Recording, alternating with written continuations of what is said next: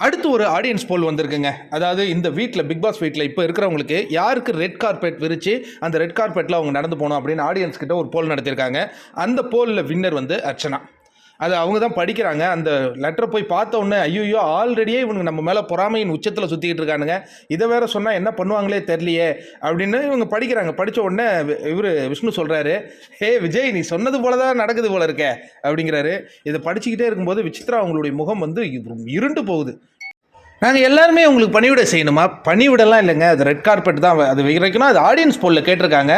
உடனே மாயா வந்து, என்ன இது மறைஞ்சு போகணுன்னா எனக்கு ஓட்டு போடுறானுங்க, ரெட் கார்பெட்னா அர்ச்சனாவுக்கு ஓட்டு போடுறாங்க, அப்போ டைட்டில் வின்னர் அர்ச்சனா தலைவி அப்படின்னு அவங்க குரல் கொடுத்துட்டு இருக்கிறோம். அந்த காட்சிகள்லாம் நம்ம பார்த்துட்டு இருக்கோம். இப்போ நான் என்ன சொல்கிறேன்னா, இவங்களுக்கு திட்டத்தட்ட அப்போ தெரிஞ்சு போச்சுல. தெரிஞ்சு போச்சுன்னா பேசாத அந்த பாக்ஸையாவது எடுத்துன்னு போயிடலாம்ல, மணி பாக்ஸ். அதையும் யாரும் எடுக்க மாட்டாங்க. இன்னும் இவங்களை டார்ச்சர் பண்ணுவாங்க, மனதளவில் பயங்கரமாக டார்ச்சர் பண்ணுவாங்க, நமக்கு தெரியுது.